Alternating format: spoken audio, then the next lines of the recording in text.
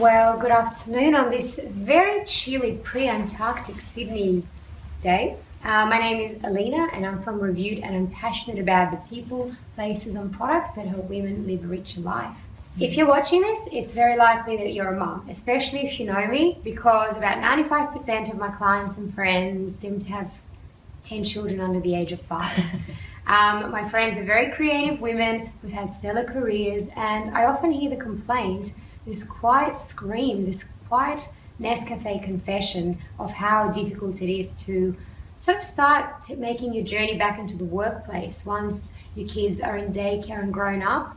There are apprehensions about what the workplace is like on the outside, whether things have changed, is becoming more competitive, and at the same time there is that inner conflict around, am I still worthy? Am I still relevant? Am I a good mum? How am I going to make it all work? Should I just start my own business?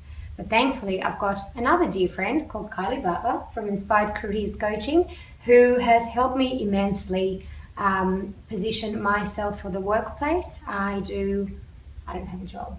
You don't see these, great. So if I ever did want a job, I'm extremely confident as somebody like me who's never really worked for anybody can go into the workplace. But Kylie is who I would call a goddess of the record. She's incredibly wise. She's incredibly spiritual. She is incredibly accomplished in her career, which you must give me for the future intro, the bio, because you've had quite a... Okay, absolutely. Yeah, Kylie is so nice. You just wouldn't even know how successful she is. You'd think if you were just to read on paper her severe qualifications, it should be like some high-powered bitch. So appearances can be deceiving.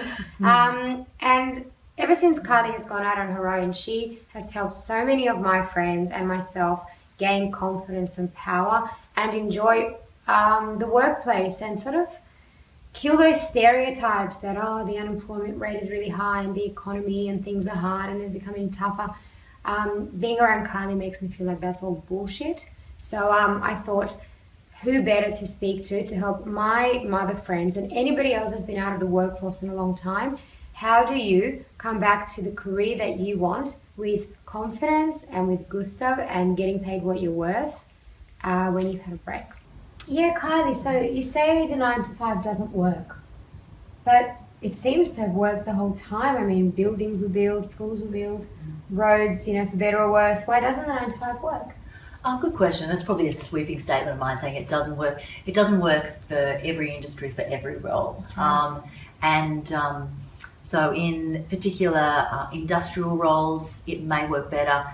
But what's been happening in recent years with the everything changing because of technology, all the really manual, simple roles are generally being done by computers, by robots. Technology is taking over a lot of those really simple task-based roles. And what we're left with are roles that involve creativity and strategy and smarts. And that is just time where people need to really sit down and concentrate and focus and get into flow. You've been in that state where maybe you're writing or whatever, and you're just so immersed in the task, and that's where you're coming up with the really brilliant ideas.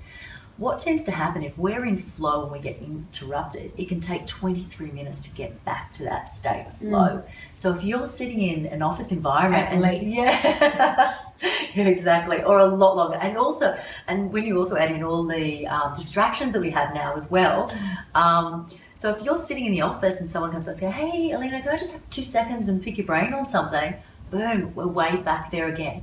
So there's still a time and a place that we need to be in the office and collaborating over things, and in some service-based roles, the consumer needs to know that there's going to be somebody to answer their call from 8 in the morning till 6 p.m. at night. But I suppose the fundamental flaw to the system of working from not even 9 to 5 but 8 to 6 is, I suppose you can answer the question, does everybody work the same? Is everybody the same person? No, they're not. We're all so different, and we all work so differently. And some people are night people, some people are morning people. And I think just the model is too simplistic to be able to get the best out of everyone, essentially. It's so true, and I think people have ebbs and flows, and it's a structure that very much reminds people of school, which they rebel against, funnily enough. Okay, so you're speaking of people these days needing to be creative, strategic. What are some characteristics of very employable people, of successful people? Well, I suppose it depends on the industry, obviously. But I mean, there are core competencies that are good for the majority of roles, and they would be, and these are always really great ones to demonstrate in an interview. Self-awareness is a really big one, because you can't continue to learn and improve if you don't know what your flaws are. So self-awareness and learning agility are things that, when I'm in the interview seat, they're always looking for. And then the other things are strong relationship building skills. Depending what industry you're in, content is king now, and content can take so many different forms. So people who have the capability to really convey their messages, which I suppose is a segue to communication skills, obviously being really key. They're things that people need to continually work on, really developing those communication skills, relationship development skills. Obviously, anyone in a senior role, leadership is important, and thankfully the tide is changing on leadership as well. So we're actually moving to a more kind of heart-centered, soul-based type leadership, where empathy is more important than the stick, because it used to be quite simple. It used to be either the carrot or the stick type approach to management, and now we're understanding that neither the carrot or the stick work. It's actually about understanding somebody's intrinsic motivators and working to those. And this is where women actually become better leaders as well, because they tend to be more intuitive and more empathetic and better listeners.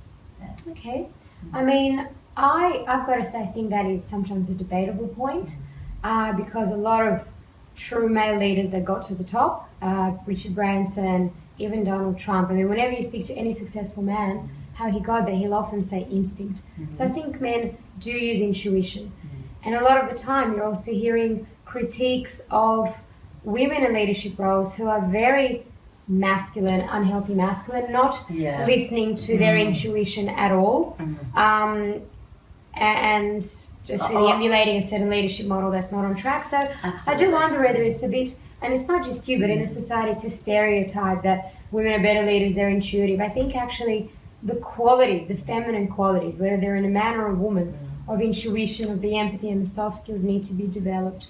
Absolutely, I agree with you, and I think the issue previously was that those feminine qualities were seen as weak, and so they were stamped out, and that's why you see the males that have been successful, the females that have been successful are the masculine ones, and sometimes overly masculine. I suppose that's a matter of opinion, but essentially the feminine traits never got to those senior roles. Whereas now, I suppose what I'm saying is those feminine traits are wonderful and make wonderful leaders, whether they're in a male or a female.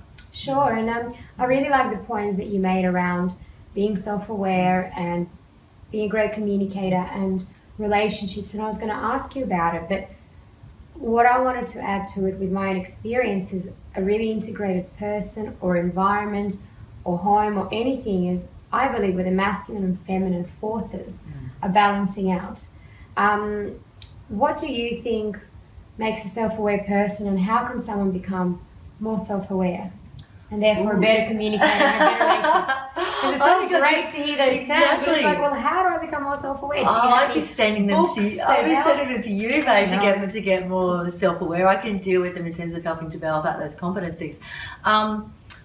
Good question. To become more self-aware, I mean, that's a real journey itself, isn't it? Really, for someone to be able to really look at themselves objectively and look at their own stuff and see how they're behaving and how they're living their lives. I suppose one thing would to have a really honest relationship with yourself. So anyone who would be nurturing the relationship would they have with themselves, nurturing their own personal development, and surrounding themselves with people who don't buy into their bullshit and That's who are right. really honest with them. And I think I love that quote, and I can't think of who it's by now, that you are the average of the 5 people you spend the most time with. And it's really true, because if you go bike riding with 5 slow people, you slow down. You go bike riding with 5 fast people, you speed up. And when you surround yourself with people who are energizing and inspiring and uplifting, then that's what happens too. And if you surround yourself with people who are honest and true and authentic and will communicate with you and give you honest feedback, then you're in a great position to be able to really develop yourself and your levels of self-awareness. I think that is such a good point, that the only way that we can really know ourselves is through feedback, asking for feedback and asking for help. Yeah. And people that really know and love you, the times where I've grown the most in my life is when somebody's had the courage to call me out. And then the help is, well, okay, a weakness has been identified. How do I work through it? To talk to a mentor or a therapist or a coach or tea leaf reader or whatever floats your boat, you know, a religious leader, but just somebody that can help you, because we're an interdependent society. Where do you see this concept flowing into the workplace as asking for feedback, asking for help? Yeah, well, I mean, we were talking before about the progressive organisations. Progressive organisations look to develop a culture of feedback. And if you do any kind of half-decent 101 basic management or basic leadership, it'll be about the value of providing feedback. So I think there's two aspects to it. You hope that you're in an organisation where that is an accepted way of being. And if not, then what can you do to promote that? And secondly would be to ask for feedback, to really say, and I suppose that also leads to managing up as well. So whatever role you're in. What does that mean, managing up?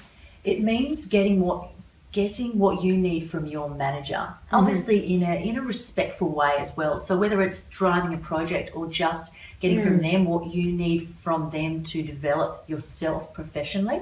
So you might have a leader, for example, who is really disorganized, but you really struggle working that way. So, well, it's the responsibility then is on you to have a meeting with them and say, how do you like to work? Because how I really like to work is this structure, and I really need that to be effective. I understand you have a different working style. How can we find a way that we can be really work together successfully? How about I put the meetings in our diary for the next month to make sure we have those structured catch-ups? I'll send you a prospective agenda and you just add to it. So that way you're being respectful, but you're taking the lead to get what you need to get out of that relationship. Oh, I really love that. And, you know, it brings up that point of so many experiences. People often love their actual job and role, but the boss makes it almost impossible. How do you, whether it's a boss or a bullying or just annoying colleague, how do you deal with difficult people if you really don't want to leave your job? Yeah, that's a tricky question, and but a really pertinent one, because the thing that makes people the stickiest or not stickiest in their job is their one-up leader. So if they've got a good relationship with that person, then they're likely to stay. If they don't, then they're out the door. That person has so much of an impact on you. And if you think about how many hours you often spend with these people, it's often more time than your partner or your spouse or any of your friends. So I think the thing to do with difficult leaders and also with difficult colleagues is have the courage to have the honest conversation to get your needs met. It's obviously around listening to that person, so not jumping to, first finding the space and the time. So finding time, when are they available to meet with you? That's a good time for them. Not running up to the desk or catching them on the way out of the office, but talking to them and respecting their time and saying, when can we meet to discuss this? This is what I really like to discuss with you. And then talking honest, listening to them first. So not making any assumptions saying, oh, they don't believe in you, so that's why they're always squashing your ideas. Asking them, okay, well, it seems like, you gave me this feedback on this project, or you weren't happy with this, and asking them, where they're coming from, why that is, and listening to them before you come in with any of your own kind of assumptions on how things are working, and then asking for your needs to be met, whether it's, more structure, less feedback delivered in a different manner. I think it's just really pertinent to have the conversation, to listen to the other person's perspective and ask to have your needs met. Oh, that is such good advice. So mature, so classy and dignified, and I believe that from mistakes that I've made earlier in my career. Of course, and like I said, learning through mistakes is the best way. But I mean, if only we approached every area of our life with that wisdom and dignity and maturity, we'd have completely different cultures, both at work and at home. And that's where emotional intelligence comes in. Actually, I didn't mention that before. I mean, that's the thing that employers are looking for. IQ isn't actually an indicator of success in the majority of roles, and it's the emotional intelligence is really what you need to be developing if you want to be successful and happier. And what does that mean for you? What's emotional intelligence? Emotional intelligence for me is, well, firstly, it's that self-awareness that we discussed. So really understanding. It's also the relationship skills. So understanding yourself, what your triggers are, what makes you happy, what doesn't make you happy. Understanding others. So being able to tune in, to your point before, tune into others and what's going on with them, so you can approach people in the right way and support them as well. It's about self-regulation. So even if someone really pisses you off, you don't fly off the handle. So it's the ability to sit back and go, okay, they said something that is not very helpful. Let me sit on that rather than bashing out an emotional response email. And why would that be bad if you're right, if absolutely you feel vilified by their behaviour, why can't we fly off the handle sometimes? I think we're entitled to. It's more about responding, not reacting. Because when you react, you're coming from an emotional standpoint. It's like, you upset me, rah. And you're just going to get the other person offside, so you're not going to actually get to the outcome that you wanted. You can do it and you can fly off the handle, and maybe you'll feel good temporarily because you blew off some steam. But if you're looking to build a relationship with them, it's like the old saying, would you rather be right, or would you rather actually do something more effectively? So in this particular instance, it's about taking the time to make sure that you respond to them, don't just come purely out of emotion, so that ultimately you can get what you really want.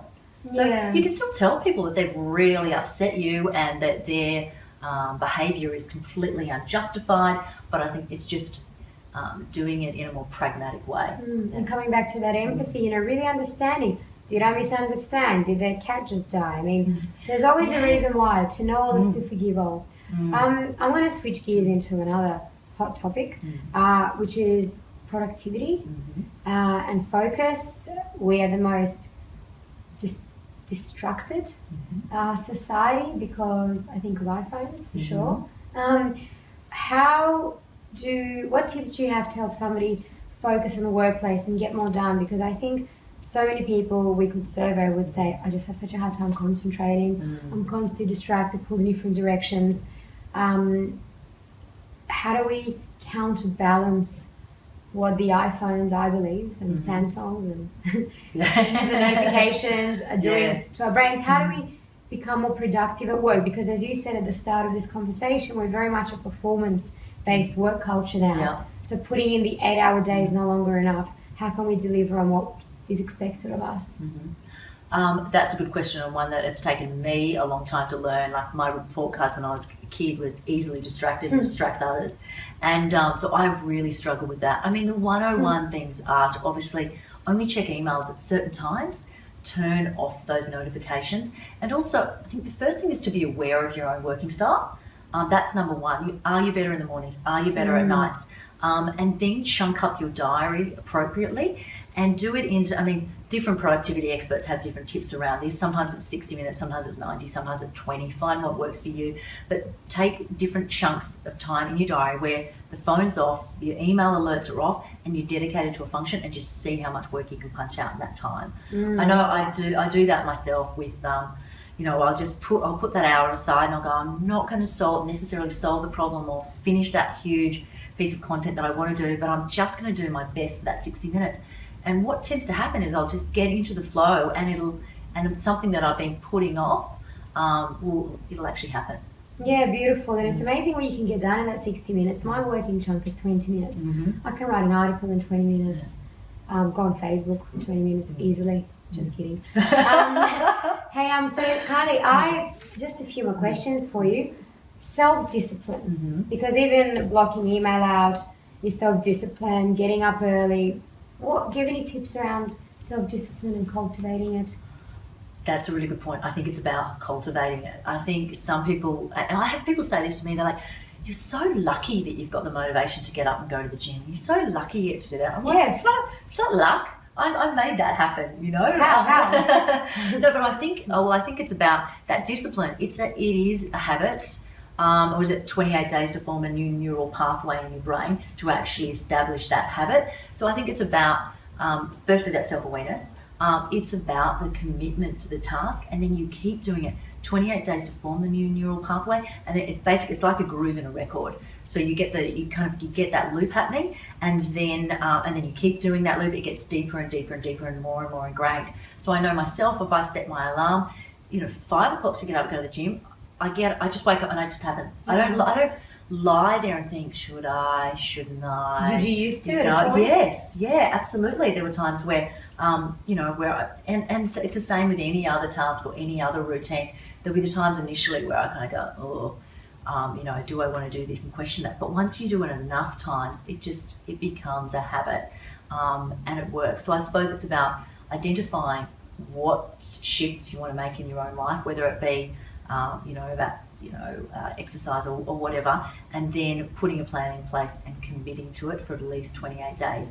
But to your point before, cultivating, I think, is the big part, because you need to have the environment right to do it. Like, you don't want to say, okay, well, I'm going to start exercising, so in the middle of winter, I'm going to set my alarm at 5 o'clock every day and expect it to happen.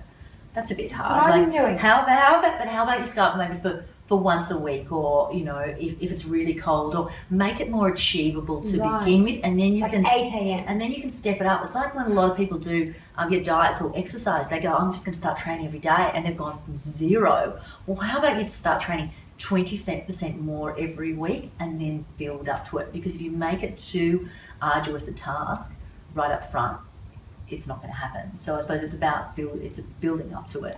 Thank you for that reminder, because I absolutely have been setting my alarm for 5 and I've not been getting it. Maybe I'll start for 6 or, I said, 8 a.m. Yeah, maybe once a week, and then maybe the next week twice a week, and then before you do it, you'll be doing you'll be doing marathons. Yeah, that'd be great. You said the word commitment, which I think is even the core precursor to discipline. How do you commit to something? I suppose, I mean, you could probably answer this question, or I'd certainly add more depth to it.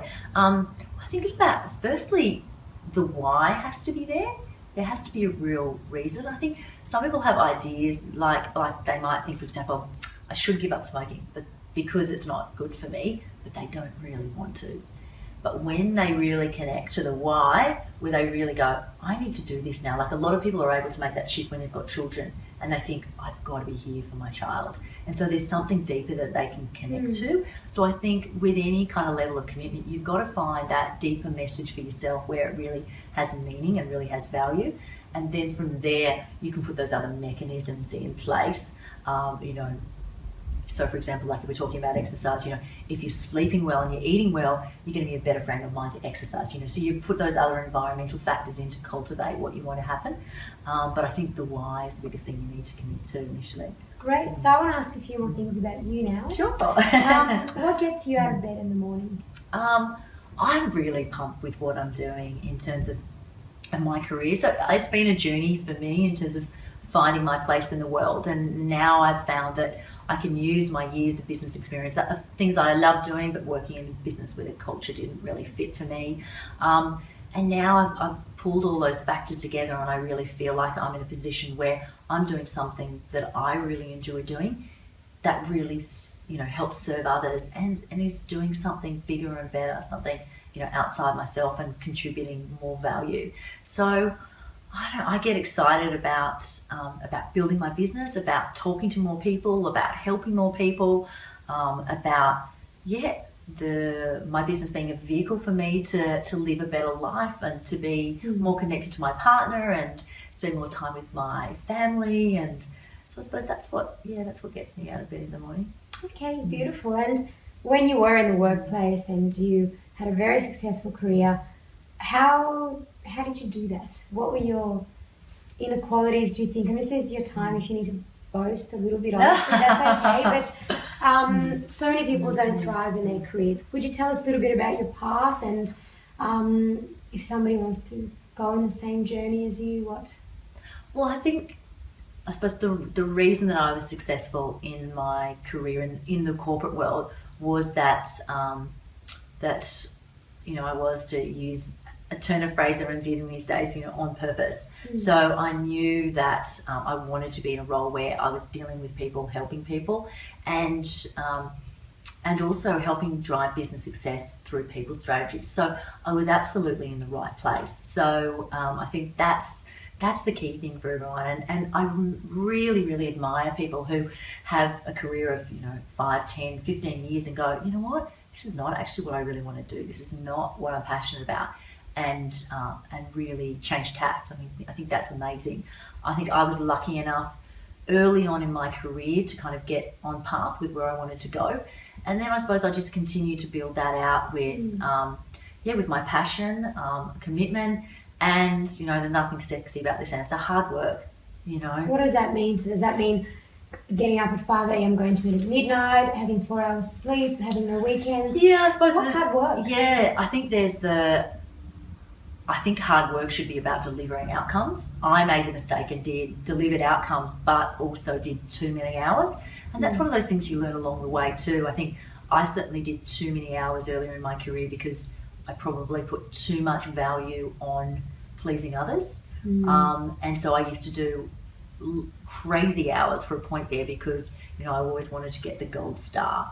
But I think, if you can develop your confidence in your capability and deliver those outcomes, then that's essentially the best way of doing it. And I suppose that commitment to self-learning as well. Yeah.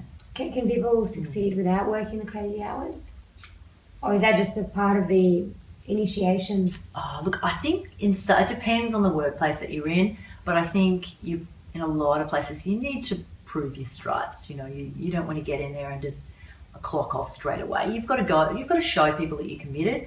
It's more about outcomes than hours, but I think it still is important to show that you've got some flexibility around when you'll be available to help people and support others as well. Beautiful. And finally, in those challenging moments in your career, how did you find the courage to leave? I think one of the last roles, because I launched my business in 2011 and got sucked back into senior leadership role, and there's some great things, but I suppose, is it luck or the universe delivered me these situations where I found I just really wasn't comfortable in a couple of the last contracting jobs that I did. Yeah, there were external circumstances that kind of gave me a push to say this definitely isn't right. Yeah. Okay, beautiful. And Kylie, finally, what would you say is the future for women in workplaces? I think the future is very, very bright, with the more flexibility of working, with more dads taking a larger share of the responsibilities in the home. I think and with the progressive employers now really understanding that to have a child isn't a disadvantage. In fact, it can make an employee a better employee, then there are certainly just so many more opportunities. And as I said before, the fact that we're more connected and can work from different locations, there's a lot more opportunity. Beautiful. And look, what I love about your website is that it creates such a beautiful first step to somebody who's ready to dip their feet in seriously into a career that they love. So tell us about the free gift that you have for people on your website. I like to give away lots of free stuff. So if anyone jumps on the website then and pops their email address in, then there'll be a lot of things that because ultimately I don't want there to be any barriers to somebody's success. So if I can help them with a few free ebooks, then awesome. If they want to sign up, that's great too. So I'm giving out some video content around developing confidence. We've got some really great mechanisms. That's a great one. Yeah, about how you do power posing. You've seen Amy Cuddy's TED Talk. Some fascinating science. The 2-inch, yeah. Yeah, some fascinating Game science changer. around how you can really change the chemical composition in your body and essentially become more confident. So I'm giving away a great video on that. A couple of ebooks around how you find that career that you're really suited to. That's and a also great just one. some step-by-step guides because it's a bit overwhelming. People go, okay, I'm ready to get back into the workforce. Where do I even start? This LinkedIn thing, what's that all about? So yeah, there's a lot on my site around how you get your profile up on LinkedIn